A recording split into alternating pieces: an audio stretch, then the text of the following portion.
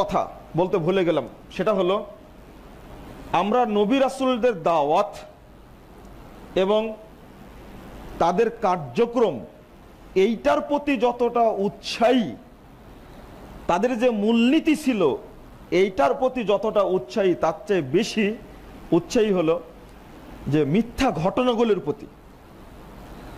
আদম আলাইহিস সালামের সন্তানদের সম্পর্কে অনেক কিছু কাহিনী রচনা করা, অনুরূপভাবে ইদ্রিস আলাইহিস সালাম সম্পর্কে, দাউদ আলাইহিস সালামের সম্পর্কে, তারপরে আপনার ইব্রাহিম আলাইহিস সালাম সম্পর্কে যে কাহিনীগুলো কেবল ইহুদি খ্রিস্টান কর্তৃক বর্ণিত হয়েছে বিভিন্ন কেতাবে, সেইগুলো নিয়েই ব্যস্ত থাকি।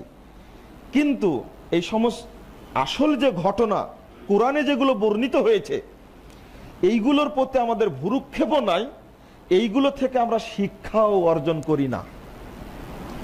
যেমন আদম আলাইহিস সালামের দুই সন্তান নিয়ে, হাবিল কাবিল নিয়ে আর তাদের বিবাহ নিয়ে যত কাহিনী রচিত হয়েছে, কোরআন সুন্নাহ তার কোনো ভিত্তি নাই, অযথা এইগুলো নিয়েই পড়ে আছি।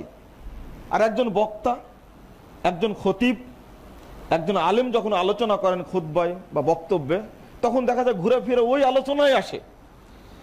ইউসুফ আলাইহিস সালামের সাথে জুলেখার বিয়ে হয়েছে, এই বিয়ে দিতে দিতে একদিন তাফসির করে শেষ করলো যে কেবলে দরজা পর্যন্ত গেছি, আগামীকালকে দেখবো যে জুলেখা ইউসুফের সাথে কি করে। পরের দিন করবে কি যে এ পর্যন্ত ইউসুফ আলাইহিস সালাম কেবল জেলে গেল, পরের দিন তাফসির হবে কি জেলে যাওয়ার পরে কি হলো।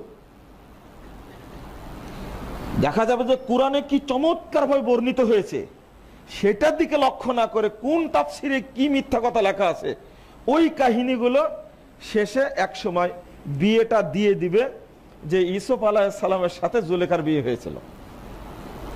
অথচ এটা কোনো বিশুদ্ধ সূত্র দ্বারা প্রমাণিত হয়নি যে ইউসুফ আলাইহিস সালামের সাথে জুলেখার বিয়ে হয়েছিল।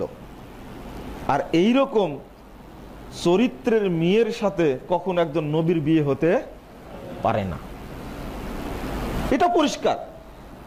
কিন্তু দুঃখজনক বিষয় হলো যে তাদের দাওয়াতের মূলনীতি কি ছিল, দাওয়াত কবুল না করার কারণে তাদের কি হয়েছিল, আমাদের এখন কিভাবে শিক্ষা নেওয়া উচিত, এইগুলো দরকার ছিল। কিন্তু আমরা